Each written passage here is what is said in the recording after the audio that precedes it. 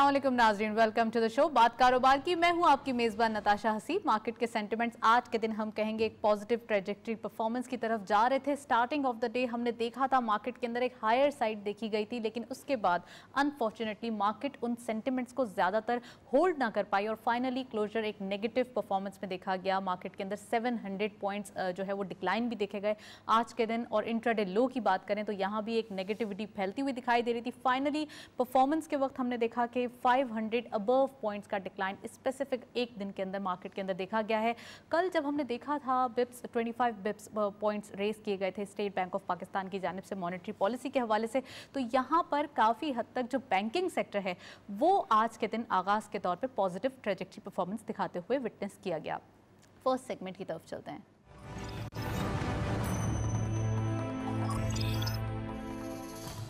अच्छा वालों कौन डेली हाइलाइट्स, आज की मार्केट की परफॉर्मेंस देखते चलते हैं। क्या रही परफॉर्मेंस? ओपन हुई मार्केट 46,528.21 के लेवल पर। हायर साइड मार्केट गई 46,833.14, लोअर वॉज 45,778.19। हम देख सकते हैं कि 46,000 का लेवल भी लूज कर दिया एंड फाइनली क्लोजर में हम कह सकते हैं एक माइनर नेक ऑन नेक 46,000 का लेवल दिखाई दे रहा है। 46,008.85 के लेवल पर क्लोजर रहा। इट मीन्स कि 519.36 का डिक्लाइन आज की मार्केट में स्पेसिफिकली देखा गया। टर्नओवर में करंटली 325.88 मिलियन शेयर्स ट्रेड किए गए हैं। 131.27 मिलियन शेयर्स का इजाफा देखा गया है। कल के मुकाबले में वैल्यू भी कुछ बेहतर नजर आ रही है। कल की मार्केट में हमने 8 बिलियन की करीब वैल्यू देखी थी, आज 12.32 बिलियन रुपीस वैल्यू रही है। वॉल्यूम लीडर्स में only one scripping in red territory. Telecard इस लिस्ट को लीड कर रहे हैं 0.05 के इजाफे के साथ 22.06 पे क्लोजर। 28.11 मिलियन शेयर्स ट्रेड किए गए। WTL सेकंड स्कॉट पे 0.08 का डिक्लाइन, 3.11 पे closure. 26.43 million shares traded and lastly TPL 0.65 का गेन देखा गया। 24.98 का क्लोजर रहा। 21.43 का कारोबार रहा। ये था वॉल्यूम लीडर्स मार्केट की करंट परफॉर्मेंस। आज अगेन हम कह सकते हैं पेनी स्टॉक्स में पार्टिसिपेशन वॉल्यूम्स की देखी जा रही है। स्क्रिप्ट्स भी काफ़ी हद तक वही पेनी स्टॉक्स के हैं, थर्ड टियर स्क्रिप्ट्स हैं और इसके साथ साथ काफ़ी हद तक एक्सचेंजिंग हैंड्स नज़र आते हैं इन स्क्रिप्ट्स के अंदर। नेक्स्ट सेगमेंट की तरफ चलते हैं।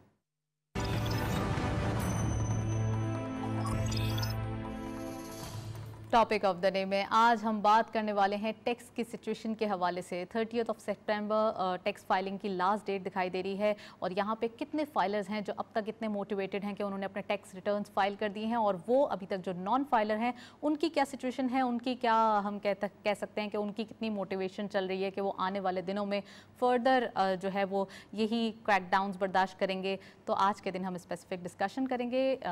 इन स्टूडियो हमारे साथ गेस्ट मौजूद हैं, उनको वेलकम करते हैं। ज़ीशान मर्चेंट साहब हमारे साथ मौजूद हैं, प्रेसिडेंट टैक्स बार एसोसिएशन। अस्सलाम वालेकुम। वालेकुम अस्सलाम जी। Welcome to the show Zeeshan. Thank you very much. सबसे पहले ये बताइए कि टैक्स फाइलिंग की डेट करीब है, कितना हम कहेंगे मोटिवेशन दिखाई दे रहा है टैक्स फाइलर बनने के लिए और लोग जो टैक्स फाइल करते हुए दिखाई दे रहे हैं और वो जो कि अब तक फाइलर नहीं बने, तो क्या रेशो दिखाई दे रहा है? बिस्मिल्लाहिर्रहमानिर्रहीम। टैक्स फाइल की डेट बिल्कुल 30 सितंबर है। इस दफ़ा अच्छी बात यह है कि रिटर्न FBR ने जो है फर्स्ट वीक ऑफ जुलाई में इशू कर दिए थे। तो अब उन लोगों के पास ये कोई जवाज़ नहीं है कि जो ये कहते थे कि हमें एक्सटेंशंस चाहिए, टाइम नहीं मिला हमें एक्सटेंशन, तो ये जवाज़ इस वक्त ख़त्म हो गया। लेकिन मैं आपको ये बताऊं कि अभी मैं टैक्स ऑफिस से ही, कराची टैक्स बार के ऑफिस से ही आ रहा हूँ और अभी हमने आने से पहले, यहाँ प्रोग्राम में आने से पहले तकरीबन एक 10 पेज का मैंने ख़त FBR को इस वक्त लिखा है, जिसमें मैंने उनके रिटर्न्स में जो एरर्स आ रहे हैं जिसकी वजह से टैक्स की कंप्यूटेशंस जो है वो गलत हो रही हैं, वो मैं लिख कर उनको भेज कर आ रहा हूँ। तो मसला ये है कि लोग तो फाइल करना चाह रहे हैं, ठीक है, लेकिन इस वक्त सिस्टम के कुछ ऐसे इरिटेंट्स हैं कि जिसकी वजह से रिटर्न फाइलिंग में दुश्वारी हो रही है। एक तो ये मसला आ रहा है। इसके बाद एक जनरलाइज हमारा जो पाकिस्तानी ट्रेंड है कि वो हम लास्ट मिनट पे जागते हैं, तो जो लास्ट मिनट पे जाग रहे हैं तो अब लोग जाग रहे हैं। तो अब वो प्रेशर क्रिएट हो रहा है टैक्स कंसल्टेंट्स के ऊपर कि उनके पास ज्यादा से ज्यादा तादाद में अब लोग आ रहे हैं और हर कोई आके ये कह रहा है पहले मेरा रिटर्न फाइल कर दो। अच्छा, तो ये एक बड़ी केओटिक सिचुएशन आजकल टैक्स कंसल्टेंट्स को फेस करनी पड़ी और तकरीबन पोजीशन ये है कि लोग रात को 12, 1, 2 बजे तक ऑफिस में बैठ के काम कर रहे हैं, लेकिन उसके बावजूद भी काम मुकम्मल करना नामुमकिन है। अब तीसरी बात पे आते हैं कि कितने रिटर्न्स अभी तक तकरीबन फाइल हो चुके हैं। तो मेरा एक अंदाज़ा है कि तकरीबन 20 से 25% जो रिटर्न्स जो हैं वो इस वक्त तक फाइल हो चुके हैं और अभी बहुत सारे रिटर्न्स फाइल होना ज़रूरी हैं। इस बात पे इसमें इस बात को आप शामिल ज़रूर कीजिए कि इंक्लूड ज़रूर कर लें अपने इस सेगमेंट में कि 14 अगस्त से लेकर तकरीबन 30 अगस्त तक इंटरमिटेंटली एफबीआर की वेबसाइट जो है वो डाउन रही या बहुत स्लो चलती रही, जिसके बाद में हमें पता चला कि वायरस अटैक्स हुए थे हमारे सिस्टम पे। ऑल्दो डेटा अल्हम्दुलिल्लाह कोई उसको कॉम्प्रोमाइज़ नहीं हुआ, लेकिन सिस्टम के इश्यूज क्रिएट हुए जिसकी वजह से फाइलिंग जो है वो तातुल का शिकार रही। मैं ये समझता हूँ कि ये कुछ रीजंस हैं कि जिसकी वजह से एक इस वक्त लो टर्नआउट रिटर्न्स का नज़र आ रहा है, दो अब लोग इंफॉर्मेशन चूंकि दे रहे हैं तो अब वो प्रेशर क्रिएट हो रहा है। अब आ जाते हैं आपकी बात कि नए लोगों के लिए इसमें क्या इंसेंटिव है। देखिए इंसेंटिव तो हो या ना हो, हमारी एक लीगल कॉन्स्टिट्यूशनल रिस्पॉन्सिबिलिटी है जो अगर पैसे कमा रहा है 4 लाख रुपए से ज्यादा तो उसे रिटर्न फाइल करना है, और अगर तनख्वाहदार कोई है जो 6 लाख रुपए से ज्यादा तनख्वाह कमा रहा है तो उसे टैक्स रिटर्न फाइल करना लाजमी है। तो ये तो हमारी कॉन्स्टिट्यूशनल रिस्पॉन्सिबिलिटी है। अब लोग इसे फाइल क्यों नहीं करते या मुझे क्या ऐसी हेजिटेंसी है, वो है ये कि मुझे डर लगता है कि अगर मैं एफबीआर के सिस्टम में आऊँगा तो मैं फंस जाऊँगा। कैसा डर? और मैं फंस जाऊँगा क्योंकि मुझे नोटिस, मुझे ऑडिट, मुझे सवाल जवाब, मुझे पिछले साल का इनकम, मुझे पिछले साल के असेसमेंट्स, और मुझसे ये इतनी अंबार लगा दिए जाते हैं नोटिस के कि जो नया सिस्टम में आता है वो डरता है। ठीक है। और जो सिस्टम में नहीं आता ना उसका ऑडिट होता है, ना उसे पकड़ा जा रहा है, ना उससे कोई विदहोल्डिंग होती है, ना उससे कोई टैक्स रिकवर होता है। तो ये एक फियर है उन लोगों के दिलों में कि जो इस सिस्टम में वॉलंटियरली आज आना चाहते हैं। मैं आपको 3 दिन पुरानी एक एग्जाम्पल मैं बताता हूँ। मैंने ट्विटर पे पोस्ट किया कि जी मैंने अपना रिटर्न 24 अगस्त को फाइल कर दिया था, क्या आपने फाइल कर दिया? तो मुझे एक शख्स ने मलेशिया से कांटेक्ट किया जो पाकिस्तानी नजात के हैं, वहाँ पीएचडी करने के लिए गए। उन्होंने मुझसे पूछा कि मैं रिटर्न कैसे फाइल कर सकता हूँ। और मैंने उनको वो पूरा तरीका, हमने जूम कॉल किया, उन्होंने अपना सिस्टम लॉग इन किया, स्क्रीन शेयर किया और मैंने उनको रिटर्न फाइल करवाया। तो ऐसे भी लोग हैं कि जो हमारे सिस्टम में, चाहे वो पाकिस्तान से बाहर हैं, अपनी रिस्पॉन्सिबिलिटी समझते हैं और वो फाइल करना चाहते हैं। तो मसला ये है कि अगर एफबीआर इस वक्त ये खौफ और ये डर को दूर करने में कामयाब हो जाए कि भाई आप रिटर्न फाइल करें, आपके साथ कुछ नहीं होगा। अच्छा ज़ीशान, आपने बहुत सारे पॉइंट्स रेज किए हैं तो मैं वन बाय वन सब पूछते चलती हूँ। अगस्त के अंदर आपने कहा कि एफबीआर का सिस्टम डाउन रहा, उसके बाद कुछ न्यूज़ बड़ी सर्कुलेट की गई कि इंडिया का हाथ था उसके अंदर। तो क्या चीज़ जो ऑथेंटिक थी वो एक्चुअली न्यूज़ क्या थी? प्लीज़ हमारे व्यूअर्स के साथ शेयर करें। इसमें फाइनेंस मिनिस्टर साहब का आप एक बयान सुनेंगे कि जिसमें उन्होंने ये कहा था कि चेयरमैन एफबीआर ने उन्हें इन्फॉर्म किया था कि जी हम साइबर अटैक में थे। ऑब्वियसली साइबर अटैक हुआ था, चूंकि उसकी वजह यह है कि हमारी जो एफबीआर की जो वेबसाइट्स थी वो डाउन हो गई थी। एफबीआर की वेबसाइट डाउन या तो सिस्टम एरर की वजह से हो सकती है या इस टाइप का कोई अटैक हो तो हो जाता है। और उसके फिर लोगों ने जो है उसकी रीजनिंग और उसके एविडेंसेस देना शुरू किए कि यहाँ एक इंडिया दे दिया गया था कि ये हैक अटैक होने वाला है, हमारी वर्नेबिलिटी थी सिस्टम की, तो ये हो गया। देखिए अटैक तो ऐसा है कि मैं आपको बताऊं कि एफबीआर की वेबसाइट पे एज वी स्पीक अटैक हो रहा होगा, लेकिन चूंकि फायरवॉल्स होते हैं तो वो फायरवॉल्स जो है वो अटैक को डिफेंड कर रहे होते हैं।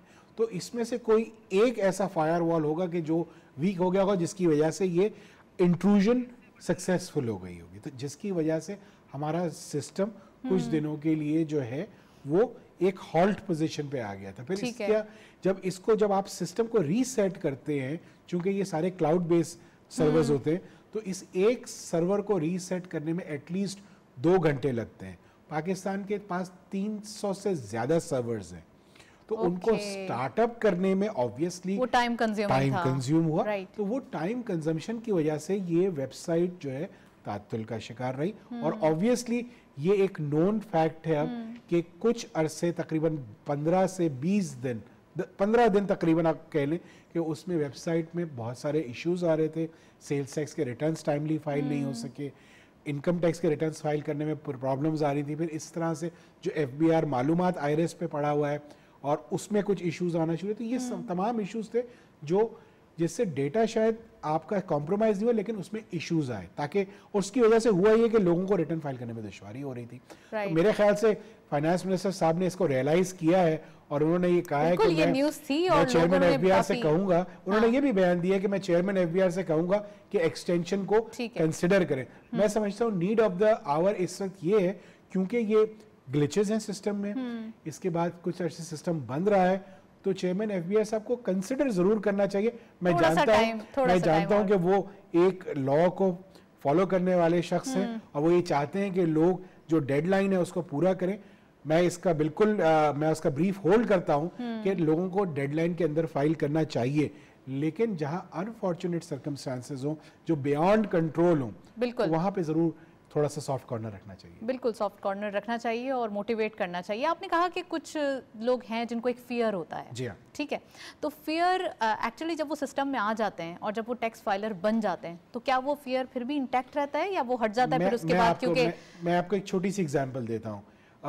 मेरे बेटे ने जो है अभी अपने आप को इस साल टैक्स के लिए रजिस्टर किया, तो उसके जहन में सिर्फ एक फियर था कि बाबा मुझे पिछले सालों के नोटिस तो नहीं आ जाएंगे, तो वो उसका फियर इंटैक्ट है आज भी। उसने अपना टैक्स रिटर्न फाइल कर दिया, लेकिन एक फियर इंटैक्ट है कि आज अगर वो 20 साल का है और उसको अगर पिछले 5 साल के नोटिस आ जाते तो उस वक्त उसकी एज भी 15 साल होगी, तो उस वक्त वो कुछ कमा भी नहीं रहा होगा। तो ये जब तक फियर खत्म नहीं करेंगे, हमने ये देखा है, जब तक आप फाइलर नहीं बनेंगे, जब तक ये फियर खत्म नहीं होगा, एक तो ये फियर खत्म नहीं होगा, लेकिन एफबीआर को मैं ये समझता हूँ कि इस वक्त फॉरवर्ड लुकिंग अप्रोच करनी चाहिए, फ्यूचरिस्टिक अप्रोच करनी चाहिए। और अगर कोई वॉलंटरली आपके सिस्टम में आ रहा है, तो अनलेस कोई डेफिनेट करप्शन या कंसीलमेंट नहीं है, उसके पिछले रिटर्न्स को इन्फोर्स नहीं कराना चाहिए और उसे वेलकम करते हुए उसे अप्रिशिएट करना चाहिए। एक थैंक यू की ईमेल करनी चाहिए कि आप हमारे सिस्टम में रजिस्टर हुए, उसके लिए थैंक यू। मेरे ख्याल से इससे कॉन्फिडेंस बिल्ड होगा लोगों का और लोग सिस्टम में आना चाहेंगे। ओके अच्छा, इसके साथ साथ अगर और कंट्रीज़ की बात करें, डेवलप कंट्रीज़ की, या जिनके पास टैक्स फाइलर्स की तादाद बहुत ज़्यादा है, तो एक रेशो क्या दिखाई देता है और हमारे मुल्क में इतना कम रेशो क्यों है? देखिए, किसी भी मुल्क के लिए अगर उसका सक्सेस रेशो देखना है तो उसका टैक्स टू जीडीपी रेशो देखा जाता है कि कितना जीडीपी के परसेंट टैक्स के लोग हैं। एक एवरेज कंट्री के लिए 18% होता है कि 18% है तो यू आर कंसिडर्ड कि हाँ यार आप एक ब्रेक इवन पे हैं। लेकिन अनफॉर्चुनेटली पाकिस्तान का इस टैक्स टू जीडीपी रेशो जो है वो 10% एंड बिलो है पिछले कई सालों से। इसकी 2-3 वजूहात हैं। एक, हमारी पॉपुलेशन बहुत तेजी से बढ़ रही है, तो लोग ऑब्वियसली ज्यादा हो रहे हैं, तो मुल्क की आबादी बढ़ रही है, फाइलर्स कम है, तो रेशो आउट हो जाता है। लेकिन दो ये कि आपके मुल्क में जो 22 करोड़ की आवाम में से सिर्फ 30 लाख लोग टैक्स दे रहे हैं। उस 30 लाख में से भी 10 लाख लोग ऐसे हैं जो 5,000 रुपए से कम का टैक्स दे रहे हैं। उसके बाद अगले 10 लाख वो हैं कि जो जीरो टैक्स दे रहे हैं, और सिर्फ 10 लाख लोग वो हैं कि जो 5,000 से ज्यादा टैक्स देते हैं। तो ये जब तक मिक्स को चेंज नहीं किया जाएगा, तब तक इनडायरेक्ट टैक्सेस लगते रहेंगे, तब तक सेल्स टैक्स का रेट ज्यादा रहेगा, तब तक एक आम आदमी या एक कॉमन मैन उसकी कीमत खरीद कम होती चली जाएगी और उसके लिए इन्फ्लेशन बढ़ता चला जाएगा। टैक्स का ऑर्डिनेंस आया है और सदारती ऑर्डिनेंस है, और उसमें ये बताया जाता है कि कुछ बिजली के टैरिफ्स के ऊपर क्रैकडाउन किया जाएगा 5,000 से अब। और तो वो एक्चुअली क्या क्या क्रैकडाउन्स होंगे और क्या क्या टैरिफ के अंदर सिचुएशन मौजूद होगी, ज़रा हमारे व्यूअर्स के साथ शेयर करें।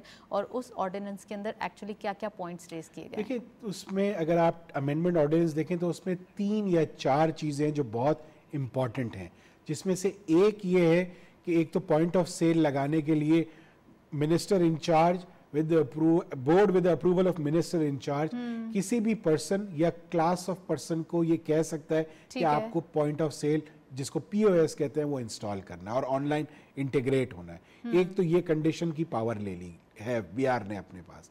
सिमिलरली अगर कोई पॉइंट ऑफ सेल इंस्टॉल नहीं करता तो उसको 5 लाख रुपए से लेकर 30 लाख रुपए तक का जुर्माना हो सकता है। यानी पहले स्टेज में 5 लाख होगा, फिर 10 लाख होगा, फिर 15 लाख होगा, फिर 25 लाख होगा, फिर 30 लाख होगा, हर 15-15 दिन के बाद, अगर वो इंटीग्रेट नहीं करता। ठीक है। और अगर वो इंटीग्रेट कर लेता है अपने आप को पहले ऑफेंस के बाद, तो वो 5 लाख भी जुर्माना खत्म हो जाएगा। एक तो ये पेनल्टी प्लस फियर एक डाल दिया कि एक क्लास डाल दी। फिर इसके साथ साथ ये भी डाल दिया प्रोविजन कि उसका मोबाइल फोन, उसका इलेक्ट्रिसिटी का कनेक्शन, उसका गैस का कनेक्शन वो मुनक़ता कर दिया जाएगा। जो फाइलर नहीं है, या नहीं फाइलर नहीं, जो सेल्स टैक्स में जिसको रजिस्टर होना चाहिए एज पर लॉ और वो रजिस्टर नहीं होता, तो उसका बिजली, गैस और उसके मोबाइल की सिम बंद कर दी जाएगी। ये पावर ले ली गई है। अब आपने नोट किया होगा जब कोविड की वजह से लोग कोविड की वैक्सीन नहीं कर रहे थे तो गवर्नमेंट ऑफ सिंध ने एक एक्शन लिया था, तो लंबी लाइनें लग गई थी कि भाई मोबाइल बंद ना हो जाए। बिल्कुल। तो ये एक मेजर है। अब इसको इन्फोर्स कैसे करेंगे? कोई ऐसी पल्स तो प्रेस करनी पड़ेगी ना जिससे फाइलर्स की तादाद बिल्कुल। तो ये सेल्स टैक्स में बुनियादी तौर पे ये दो पावर्स ली गई हैं, एक पीओएस और एक ये यूटिलिटी कनेक्शंस बंद करने वाली।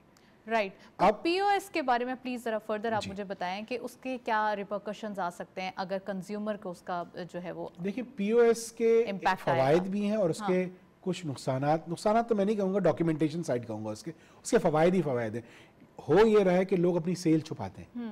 अब पीओएस लगने का मकसद ये है कि ऑनलाइन इनवॉइस इशू होने से पहले एफबीआर को रिपोर्ट हो जाएगा कि 2000 रुपए की शॉपिंग की गई है। फिर वो एफबीआर उस पर अपना इनवॉइस नंबर डालेगा, वो इनवॉइस नंबर के तहत वो इनवॉइस इशू होगी, मुझे वो इनवॉइस मिलेगी, मैं एफबीआर की एप्लीकेशन है टैक्स आसान, उस पर जाके वो क्यूआर कोड स्कैन करूंगा, वो एफबीआर मुझे रियल टाइम बेसिस में बता देगा ये इनवॉइस वेरीफाई हुई या नहीं। ओके। जब वो इनवॉइस वेरीफाई हो जाएगी तो एक दफा मैं एफबीआर के सिस्टम पे अपना नाम, अपना मोबाइल नंबर, अपना सीएनआईसी नंबर और अपना ईमेल एड्रेस रजिस्टर करा दूंगा।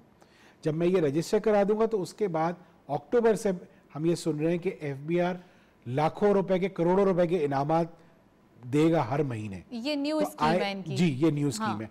तो मैं 2000 रुपए की शॉपिंग करने के बाद अगर मेरा लकी नंबर ड्रॉ में निकल आता है तो हो सकता है मुझे 20 लाख रुपए का इनाम मिल जाए, हो सकता है मुझे 5000 रुपए का इनाम मिल जाए, हो सकता है मुझे 15 लाख रुपए का इनाम मिल जाए, हो सकता है कोई गाड़ी या मोटरसाइकिल मिल जाए। ये फाइलर तो बनने के फायदे हैं बहुत ये सारे। फाइलर ये तो पीओएस की इनवॉइस भेजने का फायदा है। ठीक है। अभी फाइलर आप हैं या नहीं है इससे कोई सरोकार नहीं है। वो तो फिर फाइलर तो ऑटोमेटिकली बन जाएंगे। अल्टीमेटली मैं उसका फ्लिप साइड पे आ रहा हूँ। तो अब मैं 2000 रुपए की शॉपिंग करके लाखों रुपए के इनाम जीत सकता हूँ। तो अब मैं एज शॉपर जब आपकी दुकान से अगर कोई चीज खरीदूंगा तो मैं आपसे कहूंगा जी मुझे एफबीआर की इनवॉइस चाहिए ताकि मुझे जीतने का मौका मिले। तो जब मुझे वो मौका मिलेगा तो एफबीआर मेरी उस खरीदारी को अपने पास रिकॉर्ड कर रहा होगा और साल के आखिर में वो मुझसे जिशान साहब आपने पूरे साल में जो है ये 25,000 कर करके आपने 5 लाख रुपए की शॉपिंग की है। सर इस तरीके ये से शॉपिंग का रिकॉर्ड मेरे पास है। डर बैठ जाएगा तो ये तो लोग डर जाएंगे इस तरीके से, वो रिकॉर्ड नहीं मांगेंगे, वो बोलेंगे कि नहीं। डॉक्यूमेंटेशन तो करनी है ना, ये तो लाजमी है। आपने अपने पिछले किसी प्रोग्राम में कहा था कि हर पाकिस्तानी को रिटर्न फाइल करना चाहिए। ये तो रिस्पांसिबल पाकिस्तानी की हमारी एक निशानी लीगल रिस्पांसिबिलिटी है ये। तो हम ये कैसे कह सकते हैं कि हम रिटर्न फाइल नहीं करेंगे? तो ये डॉक्यूमेंटेशन का एक तरीका है जहां करोड़ों और अरबों रुपए के एफबीआर इनामात देगा, वहां से आपको पकड़ेगा भी कि आपने रिटर्न फाइल नहीं किया। तो ये ऑनलाइन शॉपिंग और ऑनलाइन इनवॉइसेस के फायदे हैं कि एफबीआर का रेवेन्यू जनरेशन होगा। सपोज अगर वो आपने जिक्र किया कि वो एफबीआर की वेबसाइट पे वो अगर स्लिप जो है वो पोस्ट कर देता है तो फिर उसके बाद ये इनामात ले सकता है। अगर वो पोस्ट नहीं करता फिर कुछ नहीं होगा, वो इनाम नहीं मिलेगा उसको। तो फिर उस जो सिंगल पर्सन है जो कि फाइलर बनाना है उसको और वो एक हम कहते हैं फायदे ले रहा है, तो उसको फिर कैसे फाइलर बनाया जाए? उसके लिए कोई और तरीका कार भी होना चाहिए। ऑर्डिनेंस के दूसरे हिस्से पे आना पड़ेगा। ठीक है। पहले ये पीओएस के हम इसको सिस्टम को समझ लेंगे। पीओएस से होगा ये कि एफबीआर का अंदाजा ये है, फाइनेंस मिनिस्टर साहब ने अपनी स्पीच में ये फरमाया था कि इस पीओएस की इंटीग्रेशन से जो 10,000 से इस साल 80,000 करने जा रहे हैं, ये 80,000 पीओएस इंस्टॉल करने जा रहे हैं, उससे तकरीबन 120 अरब रुपए का टैक्स जनरेट होगा। तो यानी बहुत बड़ा टैक्स जनरेट करने जा रहे हैं वो इससे। ये बड़ा इंपॉर्टेंट है पीओएस की इंस्टॉलेशन और उसकी इंटीग्रेशन। अब आ जाइए कि टैक्स फाइलर्स कैसे बढ़ेंगे। तो जब आप इस अमेंडमेंट ऑर्डिनेंस के दूसरे हिस्से पे इनकम टैक्स पे आते हैं तो उसमें उन्होंने जो मेजर बात की है वो ये की है कि एफबीआर अब नादरा के साथ एक एमओयू साइन करेगा जिसके तहत एफबीआर अपनी इंफॉर्मेशन टैक्स पेयर्स की शेयर करेगा नादरा के साथ। ओके। और नादरा अपने फॉर्मूलाज लगाएगा, आर्टिफिशियल इंटेलिजेंस का इस्तेमाल करेगा और वो उस पर्टिकुलर सीएनआईसी को चेक करेगा कि नादरा के पास ऐसी क्या इंफॉर्मेशन है। फॉर इंस्टेंस नादरा के पास हमारा फैमिली ट्री मौजूद है, बिल्कुल। फैमिली ट्री में हस्बैंड वाइफ और बच्चों की सारी डिटेल मौजूद है। तो वो जहां जहां उन पांचों लोग, या जैसे हस्बैंड वाइफ और 3 बच्चे हैं, तो अगर वो 5 लोग कहीं भी अपना CNIC इस्तेमाल कर रहे हैं तो वो उसकी डॉक्यूमेंटेशन कहीं ना कहीं किसी ना किसी फॉर्म में हो रही है। फॉर इंस्टेंस कहीं ना कहीं connection, for instance credit card में आपका CNIC नंबर पहले डालेंगे, बैंक अकाउंट खोलेंगे तो CNIC डालना पड़ेगा, उससे आपका क्रेडिट कार्ड का इंफॉर्मेशन टैग हो जाएगा आपका। इसी तरीके से आप डोमेस्टिक टिकट परचेज करते हैं एयरलाइन की, आपको CNIC देना पड़ता है, आपका CNIC नंबर वहाँ इंसर्ट हो जाता है, आपकी डोमेस्टिक ट्रैवलिंग की डिटेल सारी आ जाएगी। तो ये तमाम वो चीज़ें कि जिसको नादरा अपने पास अपने एल्गोरिथम से रन करेगा, और रन करने के बाद 2 हिस्सों में ये इंफॉर्मेशंस बनेंगी। एक वो जो टैक्स फाइलर्स हैं और वो अंडर रिपोर्ट कर रहे हैं, एक वो जो टैक्स फाइलर्स नहीं है और उनको टैक्स फाइलर होना चाहिए। अगर उनके एक्सपेंसेस इतने हैं जो टैक्सेबल इनकम में आते हैं और वो रिटर्न फाइल नहीं करे, तो उनको जो है नादरा एक पूरी उनकी इनकम, इंडिक्टिव इनकम का वर्ड इस्तेमाल किया कि इंडिक्टिव इनकम बनाएगा और उसका टैक्स पेएबल बनाएगा और वो FBR को दे देगा।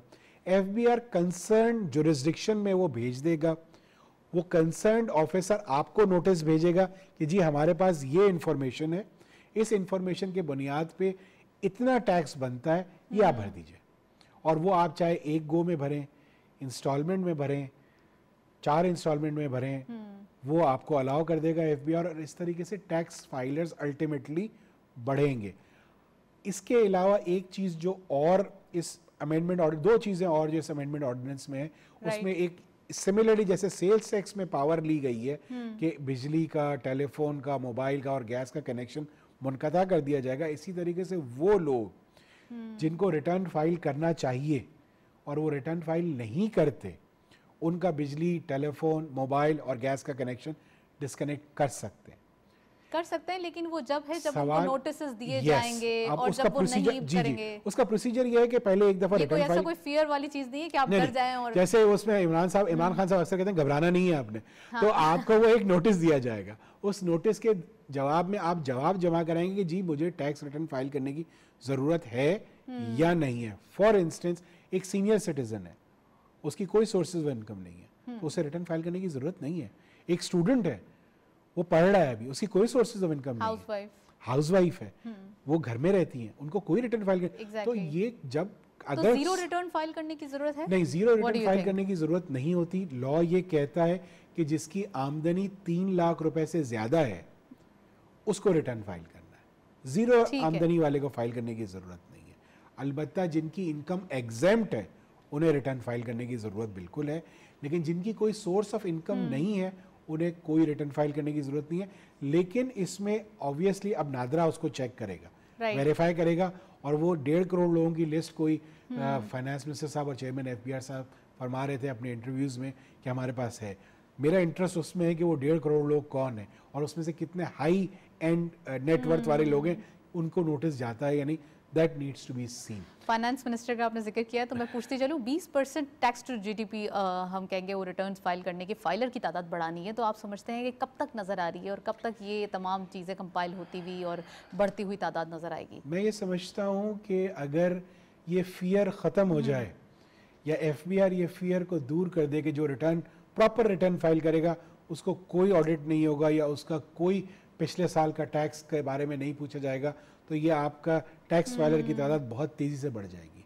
क्योंकि लोग सिस्टम में आना चाहते हैं, वो इस डर की वजह से नहीं आ रहे। इस डर को निकालना पड़ेगा। अगर इस डर को FBR या गवर्नमेंट ये अश्योर कर दे कि ये आपको इस पे कोई पिछले साल की ट्रांजैक्शंस में नहीं पूछा जाएगा, तो मैं ये गारंटी कर सकता हूँ कि ये टैक्स फाइलर्स एकदम से मशरूम ग्रोथ हो जाएगी। सर, इस तरीके से जो आप बात कर रहे हैं तो इसमें एमनेस्टीज तो बहुत सारी दी गई हैं और एमनेस्टी के अंदर तो ये कहा भी गया था कि बहुत आराम से आप आएँ, आपसे कोई सवाल नहीं किया जाएगा। तो वो मोहलत और फिर उसके बाद आप कह रहे हैं कि दोबारा कोई मोहलत दी जाए? नहीं, मैं ये नहीं कह रहा कि मोहलत दी जाए, मैं ये कह रहा हूँ कि जो रिटर्न फाइल कर रहा है आज से, उसे आप फाइल करने दीजिए। उससे अनलेस कोई कंसीलमेंट आप पकड़ते नहीं है, पिछला मत पूछिए सवाल।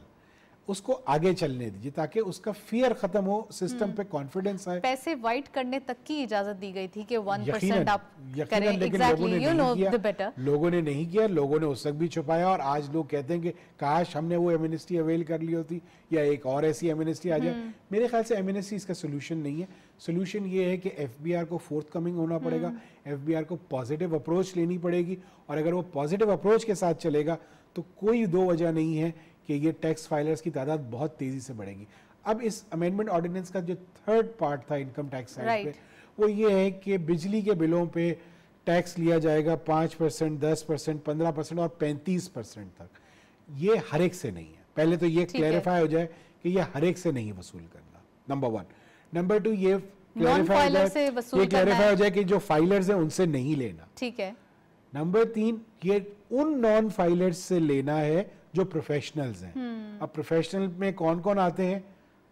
मेरा प्रोफेशन अकाउंटेंट्स का, मेरा प्रोफेशन लॉयर्स का, इसी तरीके से doctor, dentist, architect, IT professionals और सर्वेयर्स, और वो प्रोफेशनल्स जिसको एफबीआर जो है वो समझता है कि ये प्रोफेशन की डेफिनेशन में आते हैं, उन तमाम प्रोफेशंस को के बिल में लगेगा जो घर से काम करते हैं। ठीक है। अगर वो कमर्शियल नहीं लगेगा, कमर्शियल काम करते हैं तो देयर इज नो प्रॉब्लम। लेकिन अगर वो घर से काम करते हैं तो उनको जो है उनके बिजली के बिलों में ये 5 से 35%, अगर 75,000 से ज्यादा बिजली का बिल है तो उस पर 35% एडिशनल टैक्स लगेगा एडवांस टैक्स के मद में, और वो एडजस्टेबल टैक्स होगा। ऐसा नहीं है कि वो वापस नहीं मिलेगा। अगर वो रिटर्न फाइल कर देंगे तो टैक्स वापस मिल जाएगा।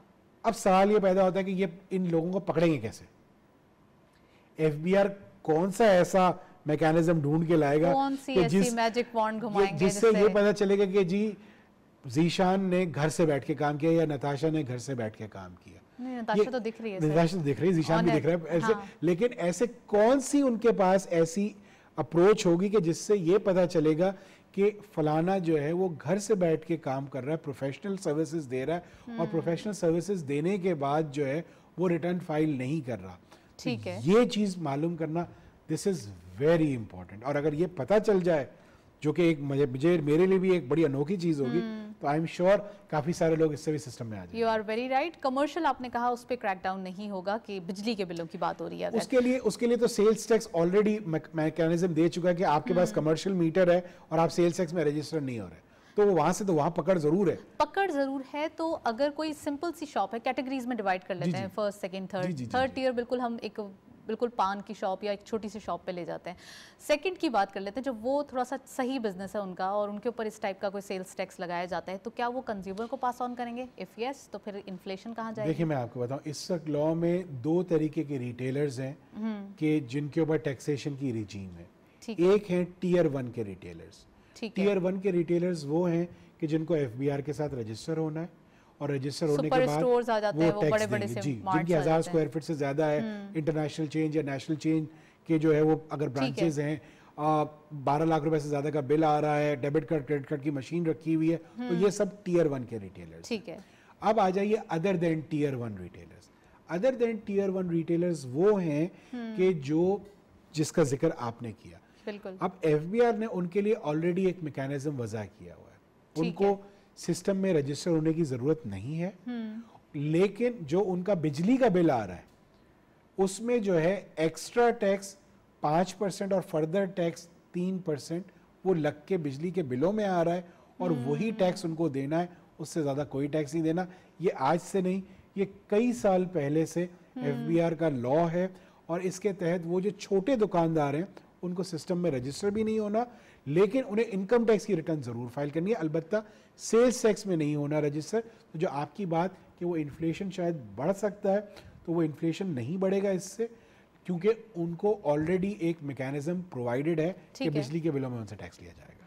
सही। सर आपने कहा कि जब टियर्स में डिवाइड करते हैं और वो लोग जो कि फाइलर नहीं हैं उनके ऊपर तो ये है कि उनको दे दिया जाता है, ये टैक्स लगा दिया जाता है। वो लोग जो फाइलर हैं तो जीशान उनका क्या होगा कि वो उनके पास भी टैक्स आ जाता है? ये उनको, वो फाइलर भी ऑलरेडी है, वो टैक्स भी दे रहे हैं, ऐसा क्यों? देखिए अब इस वक्त जो एफबीआर का टोटल फोकस है वो पीओएस इंस्टॉलेशन की तरफ है। ठीक है। और ट्रैक एंड ट्रेस की तरफ है। ट्रैक एंड ट्रेस में उन्होंने 5 सेक्टर्स आइडेंटिफाई किए हुए हैं। सीमेंट हो गया, सिगरेट हो गया, स्टील हो गया, 2-3 और है, शुगर हो गया, कि उनकी शुरू से लेकर आखिर तक जितनी भी ट्रेल है उसको पकड़ना है। तो उसके लिए ट्रैक एंड ट्रेस सिस्टम लगाने जा रहे हैं। सिमिलरली जो रिटेलर्स जो एफबीआर समझता है कि जिनको इंटीग्रेट होने की जरूरत है ताकि उनकी रियल सेल आए, तो उस तरफ पीयूएस हो रहा है। लेकिन इसमें एक बहुत बड़ा ऐसा बिजनेस है जो आज तक अनडॉक्यूमेंटेड है। वो अनडॉक्यूमेंटेड सेक्टर जो इंपोर्टर है वो तो डॉक्यूमेंटेड है। अब इंपोर्टर रॉ मटेरियल इंपोर्ट कर रहा है। एग्जाम्पल मैं हमेशा प्लास्टिक की देता हूं कि प्लास्टिक का दाना इंपोर्ट हो रहा है और वो बिकता है through wholesalers, distributors and retailers, और अल्टीमेटली जाता है इंडस्ट्री को है या एक्सपोर्टर को जाता है, मैन्युफैक्चरर या एक्सपोर्टर। लेकिन उसका होलसेलर भी नेट में नहीं है, उसका डिस्ट्रीब्यूटर भी नेट में नहीं है, उसका रिटेलर भी नेट में नहीं है।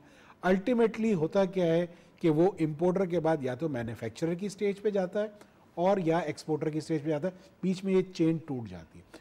इस चेन को पकड़ना बहुत जरूरी। इसी तरीके से दालें हैं या दूसरे कई सारे ऐसे अजनास जो इंपोर्ट होती है, वो उसका इंपोर्टर तो रजिस्टर है, लेकिन इंपोर्ट के बाद जितनी भी सारी उसकी टियर है वो टूट जाती है। अब आप जोड़िया बाजार देख लीजिए, आप जितनी भी बड़ी बड़ी मार्केट्स हैं ज़ीशान शबर ज़ैदी साहब जब चेयरमैन एफबीआर थे तो उन्होंने ये शर्त रखी थी कि 50,000 से ज़्यादा ट्रांजैक्शन पे टैक्स होगा और CNIC देना होगा। तो आप समझते हैं कि उस वक्त ये जो लोग थे या ताजिर बरादरी या जो कुछ कह लें आप, कारोबारी हजरात, वो तो बहुत ज़्यादा डिस्टर्ब हो गए थे, उन्होंने तो काफ़ी चीज़ें स्टॉप कर दी थी। तो इसका भी कोई सोल्यूशन बताए ना। देखिए, ताजिर बरादरी माजरत के साथ वो हर वक्त रोते धोते रहते हैं सिर्फ कि हमें टैक्स नहीं देना। आज भी उन्होंने इस अमेंडमेंट ऑर्डिनेंस के खिलाफ मेरे ख्याल से कोई स्ट्राइक की कॉल दी हुई 29 तारीख को। सवाल ये वो कहते हैं हम डॉक्यूमेंटेशन नहीं करेंगे। उन्होंने कहा है कि कराची से क्यों स्टार्ट हो, भाई पूरे मुल्क का होना चाहिए एक साथ। होना तो टैक्स हमेशा इक्विटेबली लगना चाहिए। मैं इस बात को 100% इंडोर्स करता हूं आपकी कि सिर्फ कराची टैक्स नहीं देगा, पूरे मुल्क को टैक्स देना है। अगर पाकिस्तान को तरक्की करनी है, ये जो 5,800 अरब का टैक्स टारगेट को अचीव करना है, तो पूरे पाकिस्तान को टैक्स देना पड़ेगा, सिर्फ कराची टैक्स नहीं देगा। क्योंकि प्रॉब्लम यह है कि सिर्फ कराची टैक्स अगर 60% दे रहा है तो कराची को कोई फैसिलिटीज नहीं दे रहा। ठीक है ना कराची की रोडें अच्छी, ये पूरे मुल्क की बात हो रही है, पूरे मुल्क की बात हो रही है। तो पूरे मुल्क के ही हिसाब से अगर ये सवाल किया जाए तो अगर ये 50,000 वाली कोई ऐसी जो है वो शर्त आती है या ऐसा कोई लॉ आ जाता है तो उसके ऊपर क्या इनका रिएक्शन होगा? मैं समझता हूँ कि इसका अब्यूज होगा और इसका अब्यूज हो रहा है। अब वो 50,000 की कंडीशन 1 लाख रुपए हो गई है कि 1 लाख रुपए से ऊपर की ज्यादा की इनवॉइस लेंगे तो CNIC नंबर देना पड़ेगा। लेकिन सवाल ये है कि क्या वो जो CNIC पिछले 2 साल से दिए जा रहे हैं, क्या एफबीआर ने किसी एक को चेक किया कि एक पर्टिकुलर CNIC पे कितनी खरीदो फरोख्त हो चुकी है? आज तक नहीं चेक किया। मसला ये है कि ये इंफॉर्मेशन के अंबार एफबीआर जमा करता चला जा रहा है। नादरा भी आज एक सेट ऑफ इंफॉर्मेशन उठा के एफबीआर को दे देगा। सवाल ये है कि क्या वो इंफॉर्मेशन इस्तेमाल होगी?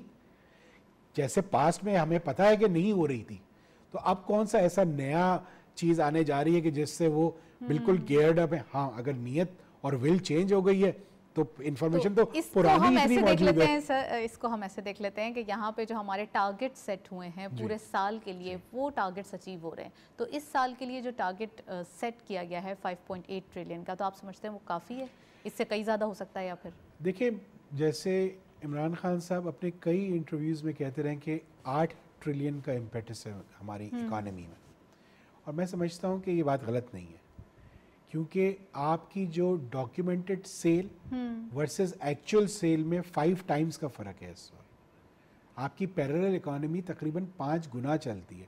आप अंदाज़ा एक बड़ी छोटी सी एग्जांपल लीजिए कि ये ब्लैक मनी पार्क कहाँ होती है। ब्लैक मनी पार्क होती है प्रॉपर्टी में जी। प्रॉपर्टी के रेट्स आज तक, जब से मैं टैक्स रिटर्न्स भर रहा हूँ या जब से मैं टैक्स को समझ रहा हूँ, या तो DC रेट होता है या अब FBR रेट आ गया है। अच्छा। मार्केट रेट आज तक कभी ना आया। यानी DC रेट कुछ था, FBR रेट कुछ था और मार्केट रेट कुछ और ही बहुत बड़ा रेट था। तो आज इस वक्त ज़रूरत ये है कि अगर आपको ये जो सर्कुलेशन ऑफ कैश इसको ख़त्म करना है, ब्लैक मनी की पार्किंग को रोकना है, टैक्स नेट को बढ़ाना है, तो ये प्रॉपर्टी के रेट्स को आपको एक्चुअल करना पड़ेगा। अंडर इनवॉइसेस नहीं होने चाहिए। ये हो ही नहीं। इस वक्त FBR का रेट अगर एक प्रॉपर्टी का 5 करोड़ रुपए तो उसकी एक्चुअल रेट है 15 करोड़ रुपए, तो बहुत बड़ी डिस्पैरिटी है। exactly. उस डिस्पैरिटी को खत्म करना पड़ेगा। उसका तरीका है, हमने FBR को सजेस्ट भी किया है और वो सजेशन ये है कि आप एक दफ़ा जिन लोगों के पास जो भी प्रॉपर्टी डिक्लेयर हुई हुई है उस प्रॉपर्टी को रीवैल्यू करने की इजाज़त दीजिए। फॉर इंस्टेंस, अगर मेरे वालिद साहब ने घर 1983 में ख़रीदा था, ज़मीन ख़रीदी थी और उस पर घर बनाया था और वो घर की कीमत लेट से 50 लाख रुपए कॉस्ट उस वक्त की थी, आज लेकिन उसकी कॉस्ट अगर 10 करोड़ रुपए है तो मुझे एक दफ़ा उसको रीवैल्यू करने की इजाज़त दें अपनी वेल्थ में कि मैं उस 50 लाख को 10 करोड़ रुपए कर दूं। और अगर मैं 10 करोड़ के बाद उसे 11 करोड़ में बेचता हूं तो 1 करोड़ रुपए टैक्स देना चाहिए मुझे। लेकिन अगर मैं 50 लाख की जगह 11 करोड़ में बेचूं तो 10.5 करोड़ में टैक्स नहीं दे सकता। तो इस चीज को एफबीआर को कहीं ना कहीं रियलाइज करना पड़ेगा। सही कहा, बुक वैल्यू को मार्केट वैल्यू के रेलिवेंट करने के लिए इसमें इकदाम उठाया गया था गवर्नमेंट की जानिब से, लेकिन उस पर रियल एस्टेट वाले फिर आगे आ गए थे, उन्होंने एहतजाज करना शुरू कर दिया था। कोई ऐसा बीच का रास्ता हो जो दोनों के लिए फायदेमंद हो और दोनों का काम हो जाए आसानी से? देखिए, इस वक्त सबसे आपको फैसला ये करना है कि ब्लैक इकोनॉमी खत्म करनी है या नहीं करनी। अगर तो ब्लैक इकोनॉमी खत्म करनी है, अगर जो पैसा सर्कुलेट कर रहा है मार्केट में, करप्शन को खत्म करना है, तो ये चीज़ों को खत्म करना पड़ेगा। एक दफ़ा स्टैंड लेना पड़ेगा। जैसे गवर्नमेंट ऑफ पाकिस्तान इस वक्त बहुत सारी चीज़ों में अनपॉपुलर डिसीजंस लिए गए हैं, पास्ट में भी लिए गए हैं, जिसकी वजह से आज इकोनॉमी चलती हुई दिखाई दे रही है। हमारे साथ ओवरकॉल एहसन मेहंती साहब मौजूद हैं, डायरेक्टर जो हैं वो हैं, उनको वेलकम करते हैं। अस्सलाम वालेकुम एहसन मेहंती साहब, वेलकम टू द शो। वालेकुम, थैंक यू। एहसन साहब, ये बताइए कि पाकिस्तान स्टॉक एक्सचेंज की परफॉर्मेंस में आज कुछ स्टार्टिंग अगर हम ग्राफ देखें तो अपसाइड डाउनसाइड दिखाई देती है, यानी टू एक वे परफॉर्मेंस दिखाई दे रही है स्टार्ट से। तो आज के दिन जबकि हमने देखा था कल पॉलिसी रेट की अनाउंसमेंट की गई थी और यहाँ पर 25 बिप्स बढ़ा दिए गए थे, उसके बाद एक इम्पैक्ट आना था मार्केट के अंदर बैंक्स की जानिब से, जो कि एक अजीब सिचुएशन क्रिएट करता हुआ आज के दिन दिखाई दिया। Your take on. देखें, यू आर राइट कि जो कमर्शियल बैंक्स हैं उसके अंदर जो है वो बाइंग एक्टिविटी इस बार देखी गई है, और जाहिर है जब पॉलिसी रेट बढ़ता है तो कमर्शियल बैंक जो है वो आउट परफॉर्म करते हैं। आज के दिन वही देखा गया, बट जाहिर है ब्रॉडर इंडेक्स अगर आप देखें तो इंटरनेशनल मार्केट्स में एक मेजर जो है वो फॉल देखा गया। लास्ट 2-3 वर्किंग डेज से ऑयल भी काफी ज्यादा जो है 3-4% डिप किया है, और फिर जाहिर है पॉलिसी रेट जो है नेगेटिव उसका इम्पैक्ट होता है। नॉर्मली मार्केट जो है वो नेगेटिव परफॉर्म करती है। तो आई थिंक कि कैपिटल मार्केट की जो परफॉर्मेंस है वो एक्सपेक्टेड थी कि जी प्रेशर आएगा, और जाहिर है अनएक्सपेक्टेड था कि पॉलिसी रेट बढ़ जाएगा, और पॉलिसी रेट जो बढ़ गया आई थिंक कि उसका इम्पैक्ट है नेगेटिव अक्रॉस द बोर्ड जो है सेलिंग देखी गई। बट जिस तरह से आपने इंडिकेट किया कि बैंकिंग सेक्टर जो है वो आउट परफॉर्म किया है और वो पॉजिटिव मोरलेस क्लोज हुआ है, जिस तरह पॉलिसी रेट आगे जाकर हमें नजर आते हैं कि वो बढ़ते रहेंगे तो बैंकिंग सेक्टर आउट परफॉर्म करेगा, और सर्टनली जो अक्रॉस द बोर्ड जो सेलिंग है वो कंटिन्यू रहेगी, क्योंकि जाहिर है पॉलिसी रेट जो है जब बढ़ता है तो दूसरे स्क्रिप्ट जो है स्पेशली जो लेवरेज स्टॉक्स हैं उसके अंदर काफी ज्यादा जो है वो प्रेशर देखा जाता है। एग्जैक्टली, लेवरेज स्टॉक में प्रेशर देखा जाता है, लेकिन साथ साथ हम ये कहेंगे इमर्जिंग मार्केट से फ्रंटियर मार्केट में जो एक डाइवर्जन हुआ है उसके बारे में क्या कहेंगे, उसका एक इम्पैक्ट कितना दिखाई दे रहा है? क्योंकि ओवरऑल हम यही देख रहे हैं मार्केट के अंदर एक कॉशियस स्टांस देखा जा रहा है इन्वेस्टर्स की जानिब से। देखिए, इफेक्टिवली जो है वो हम देखेंगे कि नवंबर के बाद फ्रंटियर मार्केट में जो हमारा वेट अब बढ़ जाएगा और ये 1.9% पर चला जाएगा, आई थिंक कि वो जो है उसका इम्पैक्ट हमें नवंबर ऑनवर्ड जो है वो इसी साल में होपफुली पॉजिटिव साइड पर नजर आएगा। बट शॉर्ट टर्म के लिए हम देख रहे हैं कि डेली बेसिस पर जो है मोरलेस फॉरेन आउटफ्लोज भी देखे जाते हैं, और साथ में रुपया भी जो है वो वीक हो रहा है against dollar, despite the fact कि इनिशियली जो है स्टेट बैंक की इंटरवेंशन थी, $1-2 बिलियन जो है वो डाले इस मार्केट के अंदर, और फिर उसके बाद दोबारा से स्पेकुलेशन जो है वो अगेंस्ट रुपी चली। तो आई थिंक कि हमें ये जरा सा देखना पड़ेगा कि अगर स्टेबिलिटी रहती है रुपी की तो जाहिर है फॉरेन इनफ्लोज जो है दोबारा आना शुरू होंगे नवंबर ऑनवर्ड। शॉर्ट टर्म के लिए कि हम डेली बेसिस पे कुछ ना कुछ आउटफ्लोज देख रहे हैं, जिससे इन्वेस्टर प्रेशर या इन्वेस्टर फियर जो है वो बढ़ता है, और फिर हम देखते हैं कि इंट्राडे जो है वो काफी ज्यादा मार्केट करेक्शन में जाती है, बट लोकल इन्वेस्टर जो है वो फिर मार्केट को किसी तरीके से सपोर्ट कर रहे हैं। राइट तो एहसन मेहंती साहब, in this market, in this situation, आप जो हमारे इन्वेस्टर्स हैं, जो लोकल इन्वेस्टर्स हैं, उनको क्या एडवाइस करेंगे? देखिए, हाई डिविडेंड पेइंग स्क्रिप्ट जो हैं वो उसकी तरफ अगर जो है वो फोकस किया जाए, चाहे वो बैंकिंग सेक्टर 4-5 के मल्टीपल पे स्क्रिप्ट मिलती हैं, या फिर ऑयल सेक्टर हम देखें, बट वहां पर भी सर्कुलर डेट क्राइसिस है, 2.2 ट्रिलियन को वो क्रॉस कर गया है। तो आई थिंक गवर्नमेंट के पास भी काफी ज्यादा चैलेंजेस इस वक्त मौजूद है। बावजूद इस बात की फिच रेटिंग ने जो है वो एक्सपेक्ट किया है कि 4.2% रियल ग्रोथ रेट जो है पाकिस्तान का रहेगा। इस वक्त चैलेंजेस हैं, रुपये की स्टेबिलिटी का एक चैलेंज है जो गवर्नमेंट को इसको स्टेबलाइज करना चाहिए किसी भी तरीके से, और फिर इसके बाद जो है ग्रोथ इनिशिएटिव जो है सीमेंट सेक्टर में जो इससे पहले प्रिविलेजेस दिए हुए थे कंस्ट्रक्शन सेक्टर में, ऐसे प्रिविलेजेस अगर लेकर आते हैं तो फिर हमारी ग्रोथ भी बढ़ेगी, और जाहिर है अगर ग्रोथ बढ़ेगी तो अर्निंग्स अच्छी होंगी तो फॉरेन फ्लोज दोबारा से देखे जाते हैं। एग्जैक्टली एहसन साहब, पॉलिसीज आ रही हैं और पॉलिसीज इसीलिए आ रही हैं ताकि बिजनेसेस फ्लरिश हो सकें। आपने जिक्र किया कि काफ़ी अट्रैक्टिव वैल्यूएशन है, मार्केट की बात करें स्पेसिफिकली पाकिस्तान स्टॉक एक्सचेंज के जो ब्लू चिप्स दिखाई दे रहे हैं उनके लिए आप क्या जो है वो राय देंगे, क्या रिकमेंडेशंस देंगे इन्वेस्टर्स को, क्योंकि वो काफ़ी हद तक अट्रैक्टिव वैल्यूएशन पे अभी भी मौजूद हैं?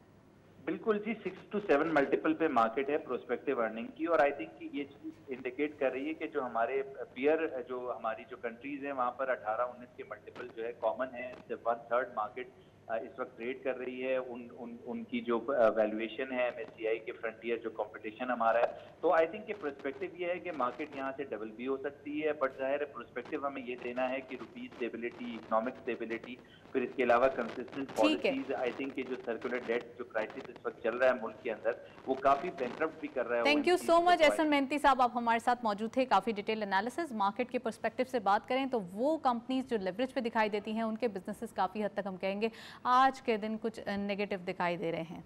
और इसके साथ साथ अगर हम बात करें, ज़ीशान मर्चेंट साहब हमारे साथ मौजूद हैं, उससे बात करेंगे। ज़ीशान, ब्लैक मनी की बात कर रहे थे हम और करप्शन को रोकने की बात कर रहे थे। FATF के अंदर हम ऑलरेडी ग्रे लिस्ट के अंदर मौजूद हैं। अब कितना इम्पॉर्टेंट है इस तरह की करप्शन को रोकना और FBR के टारगेट्स भी हैं उनको देखना? देखिए, मैं ये समझता हूँ कि FATF तो अब सिर्फ पॉलिटिकल एक इशू रह गया है, क्योंकि पाकिस्तान ने आउट ऑफ 39 कंडीशंस को पूरा कर दिया। अब एक कंडीशन के बाद भी अगर FATF की ग्रे लिस्ट में रहते हैं तो उसका मकसद ये कि there is some other issue which due to which we are not getting out of the grey list. So I think now it is immaterial that whether we stay in grey or not, क्योंकि अब ये सिर्फ political issue रह गया। हाँ, अलबत्ता ये ज़रूर बात बिल्कुल सही है कि जिस तरीके से पाकिस्तान ने बीइंग एन अंडरडॉग रहते हुए इन तमाम चीज़ों को पूरा कर लिया है, ये एक बहुत फैंटास्टिक बात है, क्योंकि ये इस तरह से इन कंडीशनैलिटीज़ को मीट कर जाना इन इटसेल्फ डिफिकल्ट टास्क था, बहुत बड़ा डिफिकल्ट टास्क है। And I would say it's a miracle कि पाकिस्तान ने ये तमाम चीज़ों को इतने शॉर्ट टाइम में कर लिया। तो hats off to government of Pakistan for implementing all these conditionalities within a very short span of time. Yes, that is important कि करप्शन ख़त्म होनी चाहिए। करप्शन को ख़त्म करने के लिए 2-3 चीज़ें, जैसे अभी हमने बात की कि प्रॉपर्टी की वैल्यूज़ को आप एक्चुअल उस पर ले जाएं। इसके साथ साथ कहीं ना कहीं, जैसे शबर जदी साहब का आपने थोड़ी देर पहले जिक्र किया, मैं एक दफ़ा फिर जिक्र करूँगा, उन्होंने बहुत दफ़ा ये कहा है कि जो ये 5,000 रुपये का नोट है इसकी सर्कुलेशन को कहीं ना कहीं हमें चेक करना पड़ेगा। चलें सर, करेंसी की बात हो रही है तो मैं नेक्स्ट सेगमेंट की तरफ जाना चाहूँगी।